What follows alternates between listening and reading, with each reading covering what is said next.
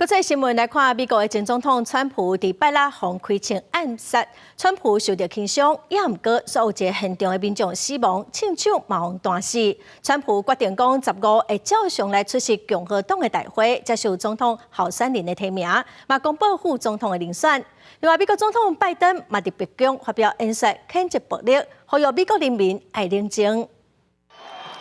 美国前总统川普顶日伫宾州造势活动现场遭枪击，虽然这边健康受伤，伊犹原决定以计划出席15个共和党全国代表大会，佮将伫这场为期4天的大会上接受正式提名，加做共和党总统候选人。川普受伤了后，头一摆接受媒体访问的时，表示已经更改大会演说稿，内容将聚焦团结，任是批评总统拜登。 面对外界指控，记者为川普加强维安，美国特勤局否认这件代志。佢表示，针对川普伫共和党大会的维安计划无变动。We are confident in these security plans that are in place for this event, and we're ready to go.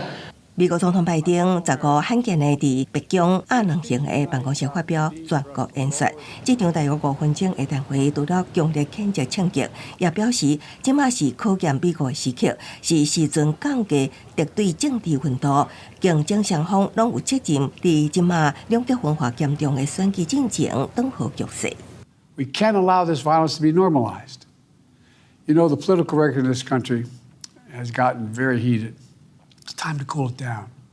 拜登呼吁美国人民应该透过投票捍卫宪法和法治，任是暴力，这才是美国民主运作的方式。这也是拜登从前以来第3摆伫亚能型的办公室发表全国演说，顶一摆是伫去年10月针对以哈冲突甲俄乌战争。 另外一方面，有关枪击案犯案动机，联邦调查局认为，这名20岁枪手克鲁克斯是单独行动，无特定的意识形态，也会将这个代志看作是暗杀行动来调查。不过，也无排除潜在的国内恐怖主义行为。枪手的高中同学甲媒体讲，虽然伊甲枪手真少有互动，也不过总是看到对方是家己一个人。也讲克鲁克斯常常防霸凌，讲是新闻扭眼朋友。